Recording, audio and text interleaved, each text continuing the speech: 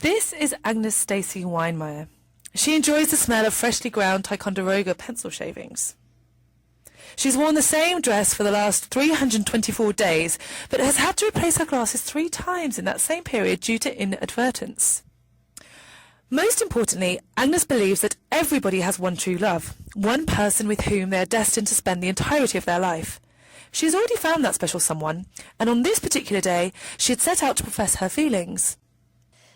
Hey, Billy, I was wondering if maybe you'd like to go to the movies with me this Saturday, and then we can split an ice cream sundae later.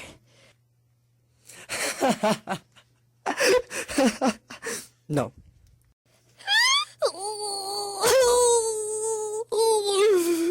There, sweetie. It will be all right. You should be used to this by now. All baked cookies, just keep it in the house. Thanks, Mom.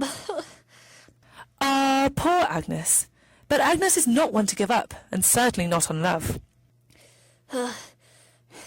My mom is right. It will be all right. He might not be the one, but my true love has to be out there somewhere. That's the spirit, Agnes. Maybe it's time to look past Earth. Sure.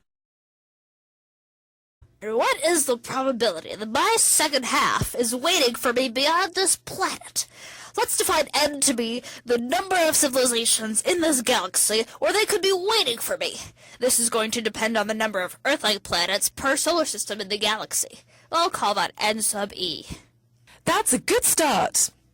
If we know that the rate of formation of stars in the Milky Way galaxy is R, then we could say that F sub P is the fraction of those stars that contain planetary systems. Yes, Agnes, that is very good.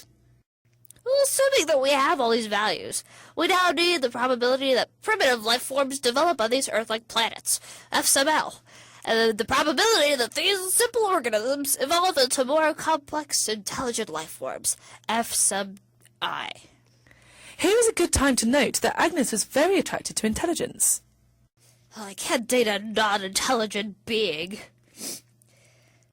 Now we have to take into account that not all these civilizations are going to have the technology for radio communication, so we'll call the probability that they do F sub C. Of course, these civilizations are only going to project signals into space for as long as they're around, so I'll call that amount of time L. It seems Agnes has arrived at her final equation. Little did she know that at that same moment, this equation was being presented at the Green Bank Telescope Facility in West Virginia by a Dr. Frank Drake, after whom the equation would later be named. But let us return to where we left Agnes. She had just arrived the formula to quantify the number of intelligent civilizations in the Milky Way galaxy capable of radio communication. Of course, this is as far as she could go with this. I mean, how could she possibly find the correct numbers to plug into these variables? Agnes, what are you doing? Are you actually going to... What? Why? Well, current estimates for the rate of formation of stars in the Milky Way galaxy are about 1 per year. NASA's current estimate is about 7 per year.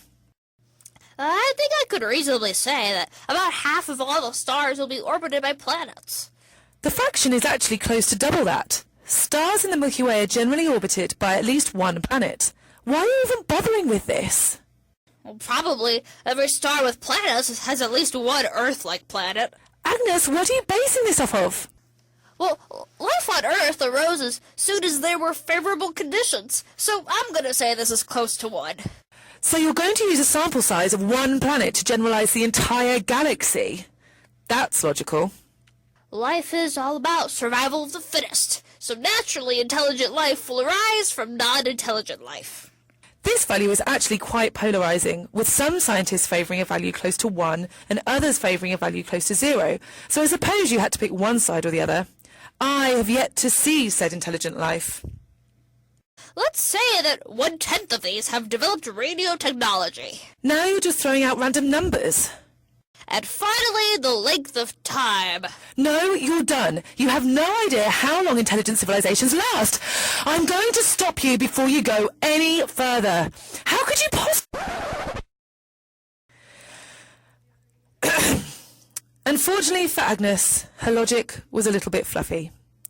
While the equation she derived was successful in accounting for some factors in considering the possibility of extraterrestrial life, it does not mention the possibility of intelligent civilizations colonizing other planets, or the reappearance of intelligent civilizations after a mass extinction, or the effort that intelligent civilizations would even invest in communication.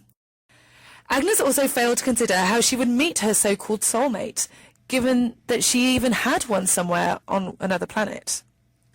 Yet, for the remainder of her life, she clung to the hope that her one true love was somewhere in the galaxy searching for her. She never found love on Earth, and so never produced any offspring. Thus, Agnes Stacy Weinermeier was weeded out by natural selection.